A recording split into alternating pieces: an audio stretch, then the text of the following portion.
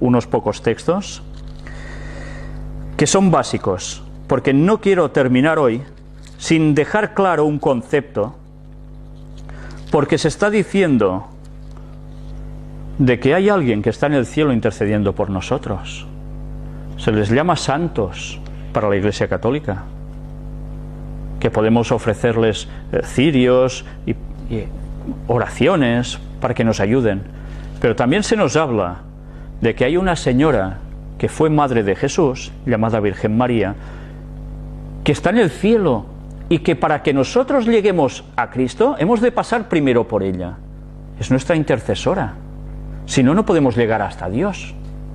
Ya vimos en un estudio bíblico que eso es mentira, que solo hay un mediador entre Dios y los hombres, y ese es Jesucristo, no hay otro. Entonces, ¿por qué se dice que la Virgen está allí? Ya hemos ido hablando de esto en las conferencias del Gran Engaño, ¿verdad? Pues aún deberemos constatar más estas cosas. En el libro de Hebreos, capítulo 11, versículos 39 y 40, en ese capítulo que nos habla de esos héroes de la fe que han ido pasando, pero que todos han muerto, a excepción de lo que he dicho antes de Enoc, que estaba... Pues mirad qué nos dice. Y todos estos, aunque alcanzaron buen testimonio mediante la fe, no recibieron lo prometido. ¿Recibieron lo prometido, la vida eterna? No. Proveyendo Dios alguna cosa mejor para nosotros, para que no fuesen ellos perfeccionados aparte de nosotros. Ellos no han sido recompensados con la vida eterna. Entonces, ¿cómo podemos decir que la Virgen María, que no aparece ni en esta lista aquí, está ya en el cielo? Esto es una mentira impresionante de la Iglesia Católica Romana. Esto no es verdad bíblica. A la ley y al testimonio, si no dijeren conforme a esto es porque no les ha amanecido, sea quien sea el que lo diga. Primera de Corintios, capítulo 15, versículos del 20 al 23.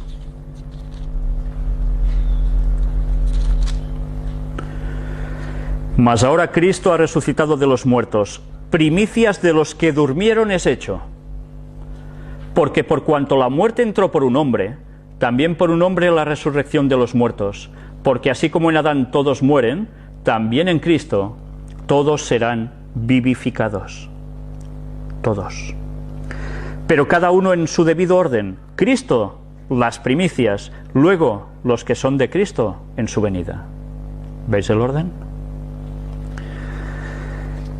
Libro Evangelio de Juan, capítulo 6, versículos 39 y 40.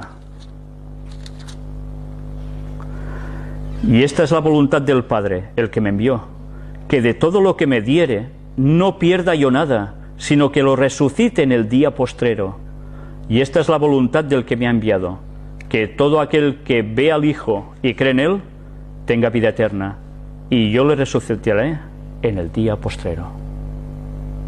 Jesús es muy claro, ¿verdad? Él no iba a perder a nadie de los que le dio el Padre. Y con su resurrección se llevaría también después en su venida a los suyos. Lucas capítulo 16, versículos del 19 al 31. Otra increíble parte de la Biblia que muchas personas están intentando demostrar con este texto, con esta serie de versículos, que sí, que cuando te mueres te vas a algún sitio, si lo pone la Biblia. Jesús lo dijo. Y mirad a qué hacen referencia. Es una parábola. Una parábola no siempre tiene que cumplirse literalmente. Una parábola es algo que asemeja a, no que sea un hecho literal. Entonces, si sabemos eso, leamos el texto. Había un hombre rico que se vestía de púrpura y de lino fino y hacía cada día banquete con esplendidez. Había también un mendigo llamado Lázaro. No está haciendo referencia al Lázaro que Cristo resucitó, que estaba echado a la puerta de aquel lleno de llagas, y ansiaba saciarse de las migajas que caían de la mesa del rico, y aun los perros venían y le lamían las llagas. Aconteció que murió el mendigo, y fue llevado por los ángeles al seno de Abraham. y murió también el rico y fue sepultado. Hemos visto que Abraham no está en el cielo, según Hebreos 11. Por tanto, es una parábola. Jesús estaba utilizando una creencia, un concepto que se había introducido dentro del mundo judío, de las creencias judías, que no era bíblica, pero que la gente había asimilado gracias a la cultura helenística de los griegos, que se había expandido también entre ellos. Y utilizando algo que ellos piensan que es así, les da una parábola que es esta.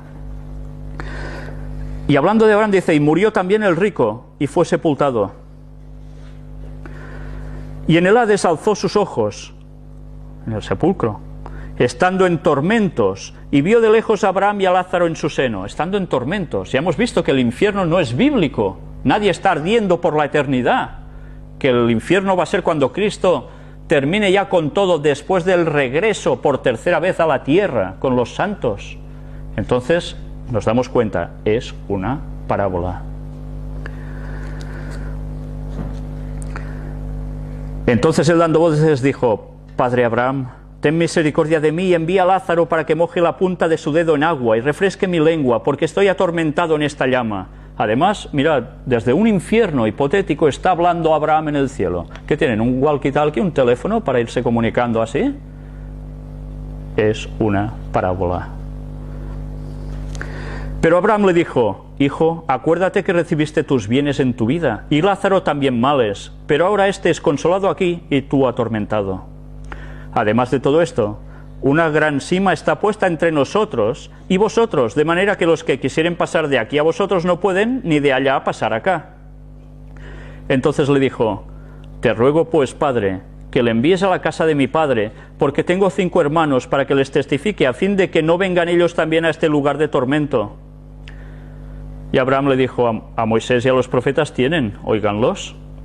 Él entonces dijo, No, padre Abraham, pero si alguno fuere de ellos de entre los muertos, se arrepentirán. Mas Abraham le dijo, si no oyen a Moisés y a los profetas, o sea, lo que está en la Biblia, tampoco se persuadirán, aunque alguno se levantare de los muertos. Jesús daba una enseñanza, utilizó algo de esa cultura pagana que se había introducido entre ellos. En la continuación de este estudio bíblico, vamos a ver cómo se introdujeron estos falsos conceptos, estas erróneas doctrinas bíblicas entre ellos, que han pasado al resto del cristianismo después del judaísmo. En el libro de Hebreos, capítulo 11, antes lo hemos citado, vamos a leer 4 versículos saltados. Primero el versículo 11. Por la fe también la misma Sara, siendo estéril, recibió fuerza para concebir y dio a luz aún fuera del tiempo de la edad, porque creyó que era fiel quien lo había prometido. Vemos un gran personaje, Sara. ¿Recibió ella algo antes que nosotros? No, no lo recibió. El versículo 8 nos dice, por la fe Abraham, siendo llamado, obedeció para salir al lugar que había de recibir como herencia, y salió sin saber a dónde iba. Por la fe habitó como extranjero en la tierra prometida como en tierra ajena, morando en tiendas con Isaac y Jacob, coherederos de la misma promesa, porque esperaba la ciudad que tiene fundamentos, cuyo arquitecto y constructor es Dios. Pero él tampoco recibió lo anhelado, aún no lo ha recibido. Otro versículo más, el 17. Por la fe Abraham, cuando fue probado, ofreció a Isaac, y el que había recibido las promesas ofrecía a su unigénito. Hizo estas cosas y aún no recibió. Versículos 39 y 40.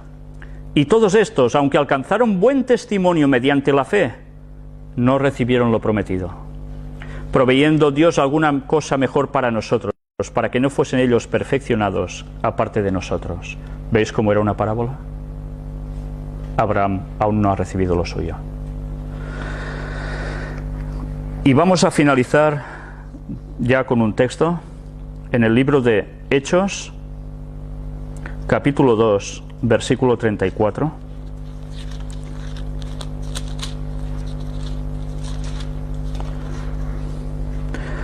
Porque David no subió a los cielos, pero él mismo dice, dijo el Señor a mi Señor, siéntate a mi diestra. David, el líder por excelencia del pueblo judío, ¿está en los cielos? ¿Qué dice el texto? Que no. También espero la resurrección. Pues bien, iremos viendo más textos bíblicos, más connotaciones al respecto. Estos serán en la segunda parte del tema, porque si estas personas aún no han recibido